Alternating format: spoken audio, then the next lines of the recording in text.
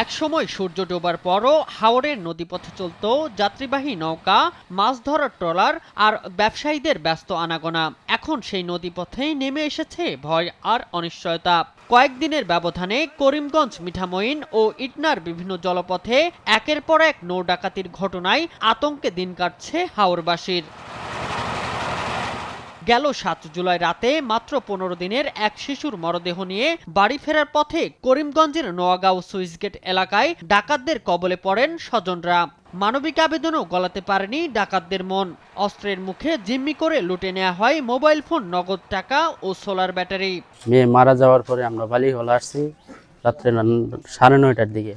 আসার পর আপনার এই নৌকা ছাড়ার পরে আপনার এই গোপদিঘি আর নওগাঁওর মাঝামাঝি একটা সুইচ গেট আছে। ওই সুইচ গেটের ধারে আসছি পরে আমাদেরকে ডাকাত আক্রমণ করছে।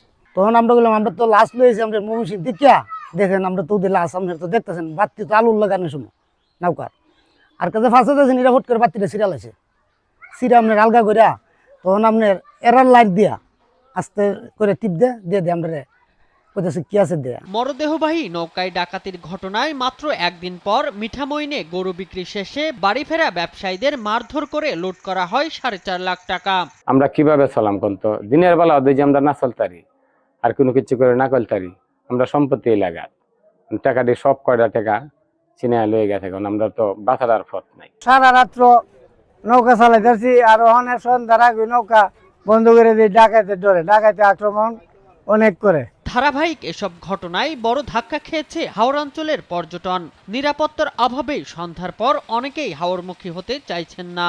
প্রশাসনের দৃষ্টি আকর্ষণ করে বলছি যে আপনারা যদি এই নৌকাগুলা নজরে রাখেন, আমরা বাড়ির মানুষ সুন্দরভাবে কিশোরগঞ্জের কাজ সেরে আমরা বাড়িতে আসতে পারব। পরিস্থিতি নিয়ন্ত্রণে ডাকাতপ্রবণ নৌপথে বিশেষ টহল শুরু করেছে জেলা পুলিশ।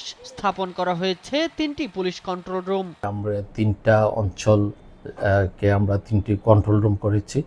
একটি হচ্ছে অল ওয়েদার রোডে, একটি বালিখোলাতে, একটি হচ্ছে নিকলিতে। পর্যটকরা যেন নিরাপদে ভ্রমণ করতে পারে এটা আমার বিশ্বাস, এবং নিরাপদে ভ্রমণ করে এরা কিশোরগঞ্জ থেকে যেতে পারবে। এদিকে ডাকাতি দমনে আইন শৃঙ্খলা বাহিনীকে আরো কঠোর ও কার্যকর ভূমিকা পালনের নির্দেশ দিয়েছেন বস্ত্র ও পাট প্রতিমন্ত্রী শরীফুল আলম। চুরি যারা করে, ডাকাতি যারা করে লিস্ট আছে, ও প্রিভিয়াস রেকর্ড দিয়ে তাদেরকে ধরে। আপনি অ্যাওয়ারনেস তৈরি করে, আপনি পান না 3 দিন অভিযান করেন, ওই এলাকা ছেড়ে চলে যাবে, ডাকাতি তো দূরের কথা। সেভাবে ড্রাস্টিক অ্যাকশনে যা। ডাকাতি বন্ধে হাওরবাসীর একটাই দাবি, সামরিক অভিযান বা টহল নয়, নদীপথে নিশ্চিত হোক স্থায়ী নিরাপত্তা। শামীম হোসেন, নিউজ ডেস্ক, দেশ টিভি।